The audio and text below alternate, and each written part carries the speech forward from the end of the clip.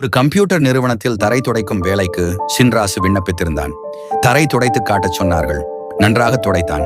அடுத்து சின்னதாய் ஒரு இன்டர்வியூ. கடைசியில் அவனிடம் தகவல் சொல்வதற்காக இமெயில் முகவரி கேட்டார்கள். இமெயிலா? எனக்கு இமெயில் இன்டர்நெட் எல்லாம் தெரியாதே என்றான் துடைக்க வந்தவன். கம்ப்யூட்டர் நிறுவனத்தில் வேலை பார்க்க விரும்புகிறவனுக்கு இமெயில் முகவரி இல்லையா என்று அவனை அனுப்பிவிட்டார்கள். வேலை இல்லை என்றதும் அவனுக்கு என்ன செய்வதென்று தெரியவில்லை. கையில் 200 ரூபாய் இருந்தன. அதை கொண்டு மார்க்கெட்டில் வெங்காயம் வாங்கினான். பக்கத்து குடியிருப்பு பகுதியில் கூவி கூவி விற்றான். 200 ரூபாய் லாபம் கிடைத்தது. மீண்டும் வெங்காயம், மீண்டும் விற்பனை. இப்படியே கொஞ்சம் கொஞ்சமாய் விற்று சில வருடங்களில் பெரிய வெங்காய வியாபாரி ஆகிவிட்டார்.